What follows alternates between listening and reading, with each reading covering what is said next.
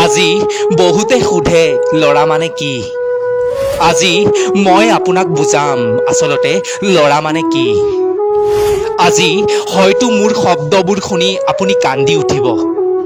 হয়তো আজি আপোনাৰ দুটোপাল চকুপানী নষ্ট হ'ব পাৰে। তাৰ বাবে মোক আপোনালোকে ক্ষমা কৰি দিব। আপোনালোকে কয় ন ল'ৰা মানে পাগল। হয়, আমিবোৰ পাগল হয়। আমিবোৰে জীৱন যুদ্ধ কৰি কৰি পাগল হৈ যাওঁ। কেৱল মা দেউতাক সুখী কৰিবলৈ আমি জীৱন যুদ্ধ বাৰে বাৰেই কৰোঁ। আমি যদি টকা উপাৰ্জন কৰিবই নোৱাৰো তেন্তে আমাৰ ঘৰখনতো একো সন্মান নেথাকে কাৰোৰেই এষাৰ মৰমৰ মাত। মুখৰ হাঁহিটো দেখি আপোনালোকে নেভাবিব আমি যে সুখত আছো। আপোনালোকে ভবাৰ দৰেই কোনো এজন ল'ৰাৰ জীৱন কেতিয়াও সুখী হ'ব নোৱাৰে।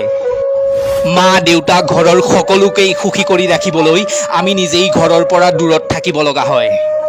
কেৱল আনৰ সুখৰ বাবেই আমি নিজৰ জীৱনটো ত্যাগ দিওঁ। আমি ল'ৰা হয়, ল'ৰা। একাংশই কয় নহয় ল'ৰাই নেকান্দে। আপুনি ল'ৰাৰ চকুত চকু পানী দেখা নাই, কিন্তু ল'ৰাৰ মনে সদায় কান্দে। যেতিয়া জীৱন যুদ্ধত হাৰ মানিব লগা হয় তেতিয়া কান্দে এজন ল'ৰাই। যেতিয়া চিনাকিবোৰো অচিনাকি হৈ যায় তেতিয়া কান্দে এজন ল'ৰাই। যেতিয়া মাক দেউতাকৰ চকুত চকু পানী দেখা পায় তেতিয়া কান্দে এজন ল'ৰাই। যেতিয়া এজন ল'ৰাই ঘৰখনৰ সমস্ত দায়িত্ব উঠাব লগা হয় তেতিয়া কান্দে এজন ল'ৰাই। আপুনি নকব ল'ৰাই নাকান্দে বুলি। এজন ল'ৰাই 20 বছৰ বয়সৰ পাছতেই জীৱনৰ সুখবোৰ পাহৰি পেলায়। 20 বছৰ বয়সৰ পাছতেই ল'ৰাৰ জীৱনটো সলনি হৈ পৰে ল'ৰাৰ মুখৰ মাত। ল'ৰা হৈ জনম লোৱাটো আপোনালোকে ইমান সহজ বুলি নেভাবিব। নিজকে নিজে আমি ভাঙি পৰো। ভাবিব লগা হয় জীৱনৰ যুদ্ধৰ কথা। নিশা 1-2 বজালৈকে এজন ল'ৰাই খাৰে থাকে। সেই ল'ৰাজনৰ মনত কেৱল এটাই প্ৰশ্ন আহে, জীৱনটো কেনেদৰে চলিম। আপুনি কয় ল'ৰা মানে পাগল।